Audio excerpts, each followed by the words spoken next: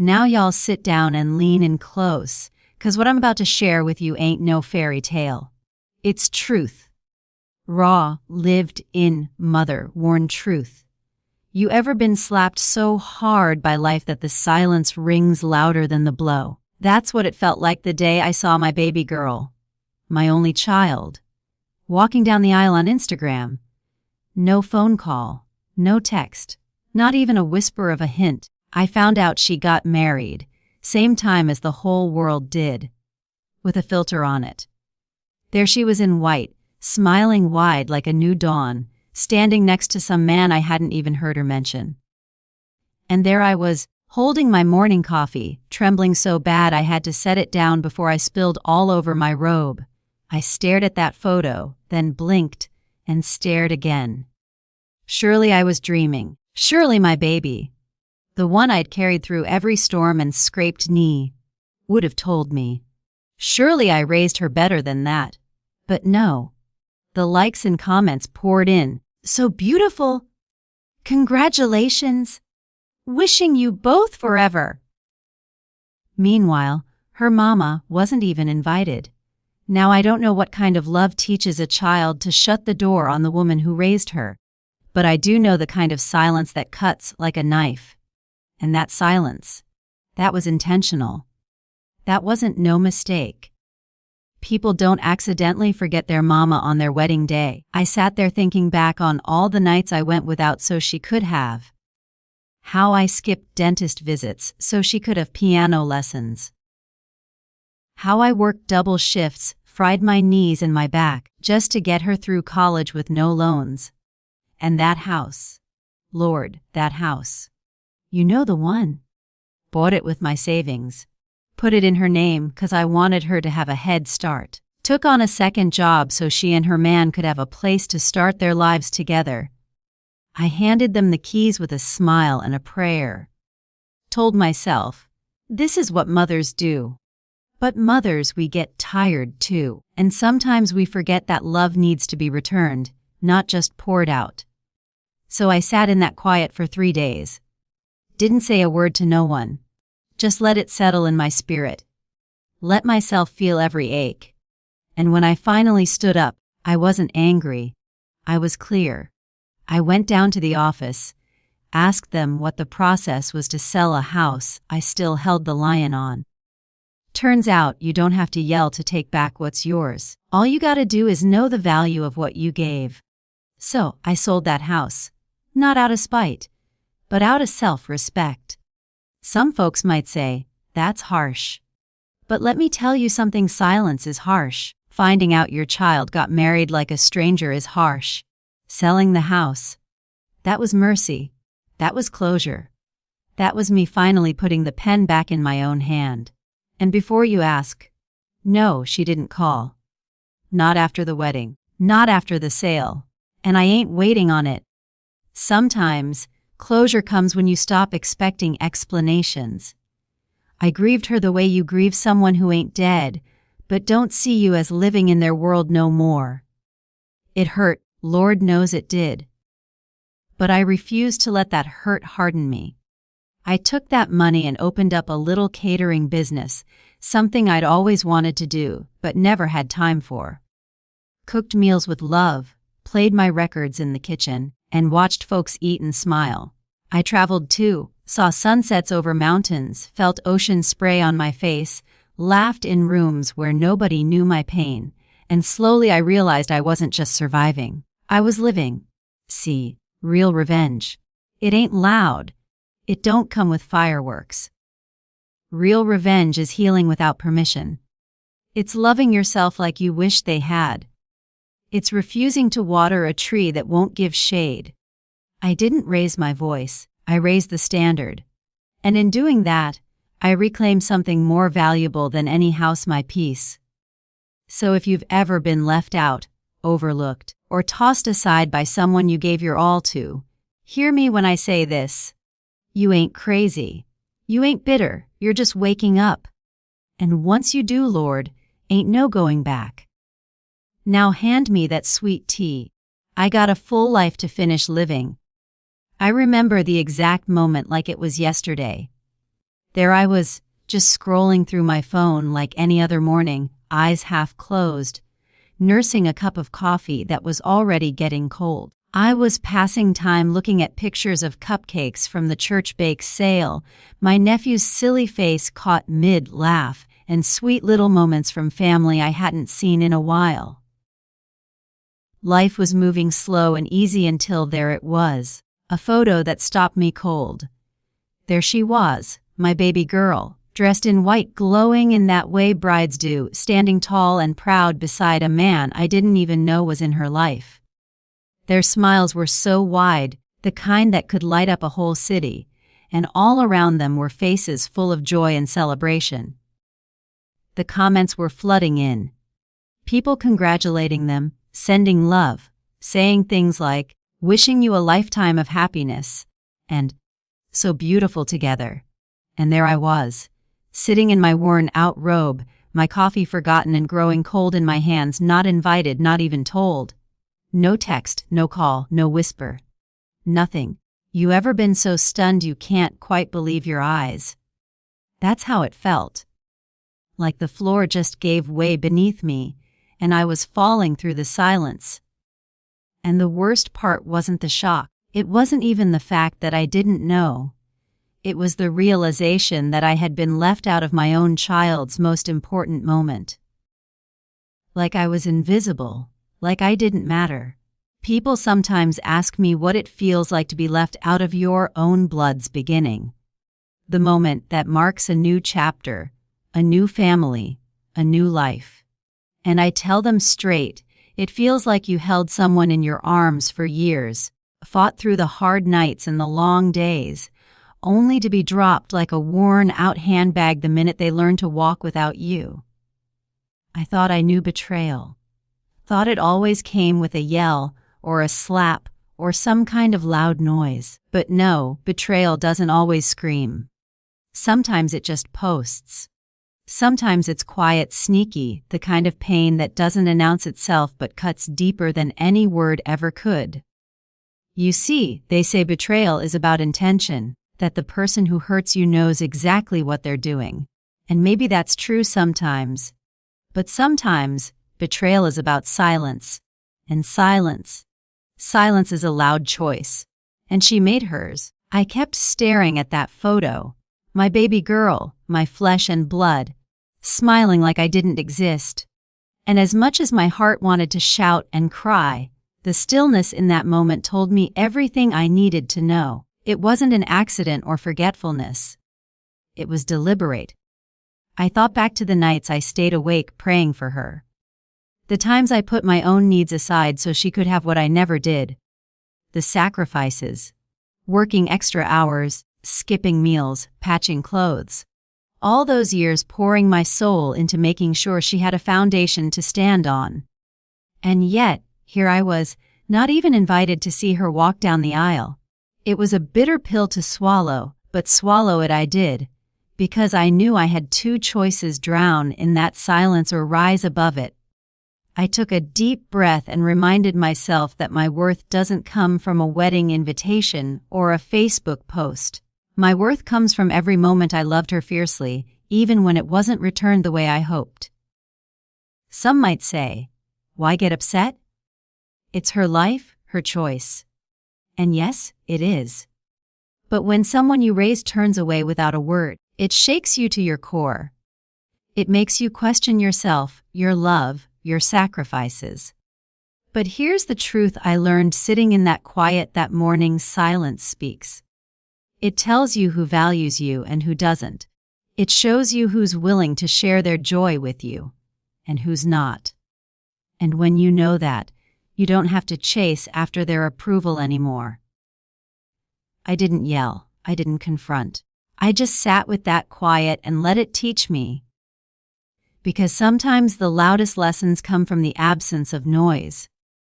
That day was a turning point, not because of the betrayal, but because of what I chose to do with it. And I promise you this: if you ever find yourself scrolling through your phone, only to find you're not part of a celebration you thought you'd be invited to, Remember that betrayal doesn't always come wrapped in a shout. Sometimes it's the silence that tells the whole story. And sometimes, the best revenge is simply knowing your worth, even when the world tries to forget it.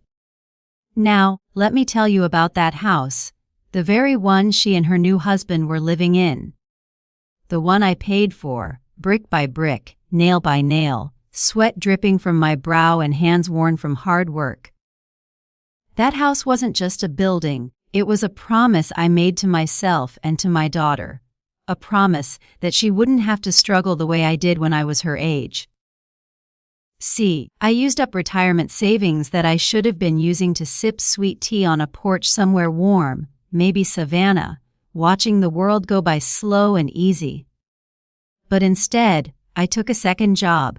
Not because I wanted to, but because I had to. Because there was a fire burning inside me, a fierce love that said, no, she won't claw at crumbs like I did. She won't stand in the rain wishing for water when the well runs dry. I remember the long nights folding laundry in silence, thinking about the future I wanted to give her. The mornings when my feet barely hit the floor before I was out the door, hustling to make ends meet. Every paycheck, every sacrifice, every tired breath was for that house, for her safety, her start. But let me tell you something about sacrifice. It's only sacred when it's respected. It's only meaningful when it's seen. When you pour your heart into something, when you lay down your sweat and tears and time, and the person you did it for treats you like an afterthought, well, don't be surprised when the deeds come due.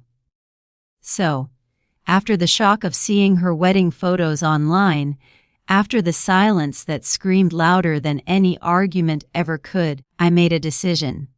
I went down to the office, calm as a still lake on a summer morning. No yelling, no bitterness spilling out like a storm. Just quiet and polite. I asked about the paperwork, about what it would take to sell that house. I signed the papers without a sound, the pen sliding over the pages like a whisper. I didn't slam any doors behind me, didn't raise my voice in anger. I just walked out with a check in my hand, and something far more valuable, a peace I hadn't felt in years. You see, that house was more than just property or a place to live. It was a symbol of all the love and labor I put into her life. And when that love was met with silence, I realized I had to reclaim my dignity in the only way left to me. Selling that house wasn't about revenge.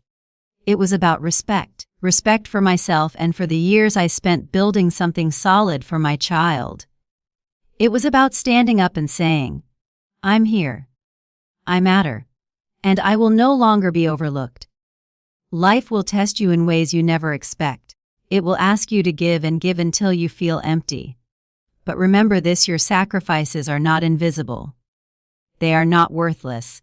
And sometimes, the greatest gift you can give yourself is the courage to walk away when love turns to neglect.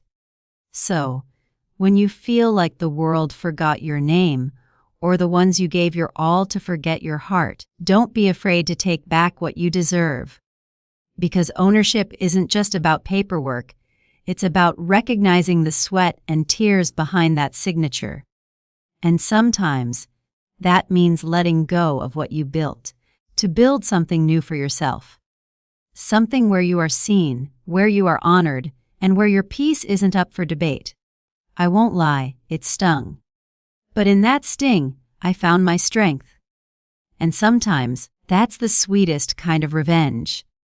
A quiet reclaiming of your own worth. People often ask me, with a mix of disbelief and sympathy, why didn't you call her first? Why didn't you reach out and ask what was going on? Oh baby, if I had $1 for every time someone asked me that, I'd be sitting pretty in a rocking chair somewhere with a big glass of sweet tea. But let me tell you something. Sometimes, when someone invites the whole world to witness their joy and forgets to invite you, they've already made the call. They've told you exactly where you stand without saying a single word. You see, there's a language in silence. a language that's loud and clear if you're willing to listen. It speaks in the spaces where words should have been. It whispers in the absence of a phone call, a text, a single, little heads up. When your child, your own flesh and blood, chooses to announce her wedding to the world without so much as a glance in your direction, that silence isn't empty. It's full. Full of meaning, full of a message. And sometimes, the most powerful thing a person can do is simply listen. I listened. I sat with that silence, let it fill every corner of my heart. It wasn't easy. It felt like standing outside a warm house on a cold night, knowing the people inside had forgotten you were supposed to be there too. But I listened. Because in that quiet, I found my answer. I realized that revenge isn't always about rage or shouting or burning bridges. Sometimes, revenge is quiet. It's calm. It's reclaiming your dignity without needing to tear anyone else down. It's about standing tall and saying, I know my worth, even if you don't. Now, I won't lie to you. I felt every sting of hurt. The kind that settles deep in your bones and won't be soothed with time or words. But I didn't throw a tantrum. I didn't storm around cursing her name or tearing up old photographs. I didn't burn her wedding dress or scream at the world. I did something far harder. I took back what was mine. I sold that house. Not in anger, not in spite, but in quiet, steady reclaiming of my peace and my pride. And when I walked away, I left space where a mother once stood, because, clearly, that space wasn't needed anymore. You know, some folks might think that's cruel. But I call it clarity. When someone shows you who they are by how they treat you, it's up to you to decide whether to keep standing in that place or to step away and find a new one. I found mine. There's a kind of freedom in letting go of expectations that aren't met, in no longer waiting for apologies that may never come. It's hard, yes, but it's also healing, and healing is the truest revenge of all. So, if you ever find yourself left out, forgotten, or silenced by someone you love, don't rush to fix what they broke. Instead, listen to the silence. Hear what it's telling you. And then move accordingly. Because sometimes, the loudest message comes from the quietest place. And sometimes, the greatest victory is simply reclaiming your own dignity and walking forward with your head held high. Let me tell you something that took me a long time to understand. You can grieve a person who's still living. You can bury a bond while the body still breathes. And you can rise from that grave, taller and stronger than you ever imagined. When I first felt the sting of being left out, the ache of silence where love should have been, I thought I'd never heal. I thought that pain would hold me down forever, like chains wrapped tight around my heart. But pain ain't the end of the story. Pain is the beginning. I started small, with trembling steps. I took that money from selling the house I built with sweat and sacrifice, and I opened a little catering business. Something I'd always dreamed about, but never had the time or courage to chase. Cooking was my therapy. The kitchen became my sanctuary. I poured love into every dish, every spice, every simmer, and slowly, that love found its way back to me. I started dancing again, too. Not for anyone else, but for me. For the joy I thought I'd lost. I twirled and swayed, laughing with my whole chest, the kind of laughter that shakes the soul and makes you feel alive. And it was in those moments, dancing barefoot in my kitchen, hearing the sizzle of my pans, watching strangers smile as they tasted my food, that I learned something precious. Revenge, real revenge, ain't about hurting them. It's not about payback or spite or lashing out with words that cut deep. No, real revenge is about freeing yourself. It's about breaking the chains pain tries to wrap around you and walking out into the sunlight with your head held high. When you choose healing over bitterness, when you choose love over anger, that's when you reclaim your power. I won't pretend it was easy. There were days when the hurt crept back like a shadow, when the silence still echoed in the corners of my mind. But each time, I reminded myself, holding on to pain only keeps you tied to what's broken. You don't heal by clutching the hurt tighter. You heal by honoring yourself enough to let it go. And honoring yourself means saying yes to new dreams, yes to new beginnings, yes to the life waiting on the other side of heartbreak. I learned to cherish my own company, to find peace in my own strength, to celebrate the woman I had become.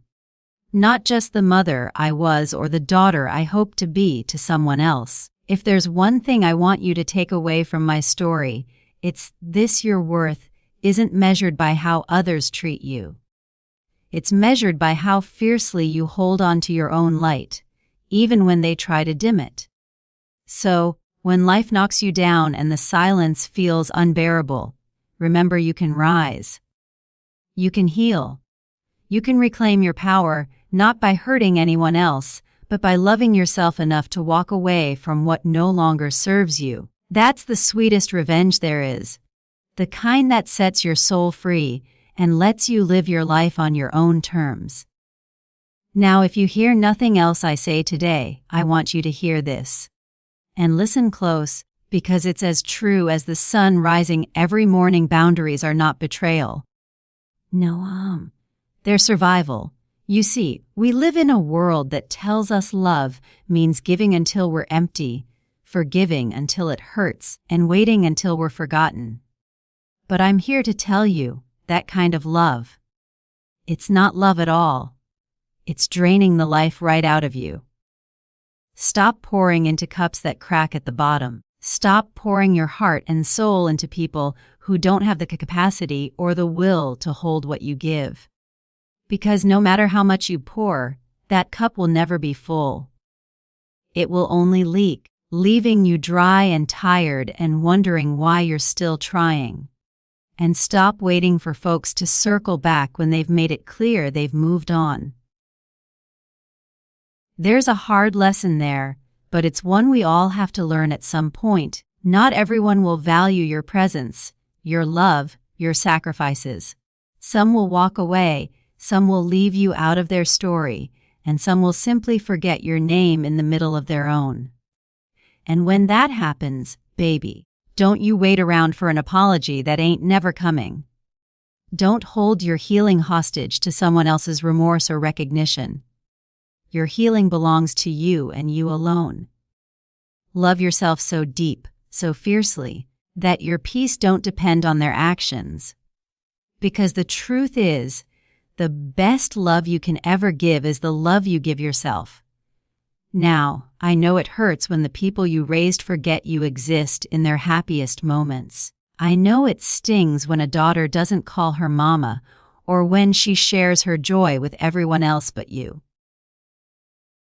But here's what I learned through the hurt. If someone leaves you out of their story, make sure you don't forget to rewrite your own.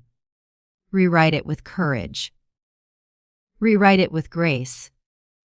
Rewrite it in a way that honors your heart and protects your soul, because your story is still being written, and the chapters ahead, they're full of hope and healing, if you let them be. A daughter may forget her mother's hands, may forget the meals cooked, the prayers whispered, the sleepless nights spent worrying, but a mother remembers everything. Every tear, every smile, every moment she gave her all. And that memory, that love, that fierce holding on to yourself, that's what carries you through the silence, through the loneliness, and into the light of a new day. So, when life leaves you standing in the quiet, remember this: setting boundaries isn't turning your back, it's standing up for yourself. It's telling the world you're worthy of respect, love, and kindness. And that, my friends, is how you survive, and how you truly live. So, no, I didn't raise my voice. Not once. You see, there's a difference between raising your voice and raising your standard. And that, my dear, is a lesson I learned the hard way, but one I hold close to my heart, because sometimes the loudest statement isn't shouted from the rooftops. It's whispered in the quiet moments when you decide what you will and will not accept. I raised the standard. I raised it for myself, for my dignity, for the years I spent loving without conditions, for the sacrifices that were never acknowledged. I raised it quietly but firmly, like the steady flame of a candle that refuses to be snuffed out by the winds of neglect or silence. That, right there, that choice to hold my own worth higher than any hurt or betrayal, that was the sweetest revenge of all. Not because I hurt anyone else, but because I saved myself. I saved my peace. And let me tell you something else. Peace tastes sweeter than any victory that comes from anger or bitterness.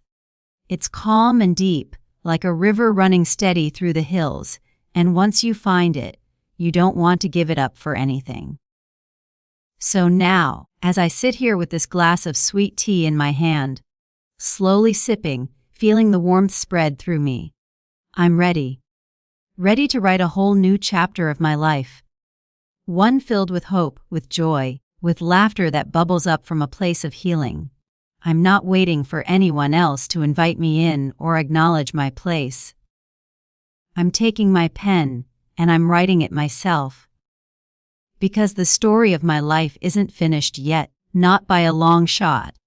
And if there's one thing I want you to remember as you walk away from this story, it's this: never underestimate the power of raising your own standard, of standing tall, of loving yourself fiercely, and of knowing when to hold on and when to let go. That's where real strength lies. So now pass me that sweet tea, won't you? Because I've got a whole new chapter to write, and this time it's all mine.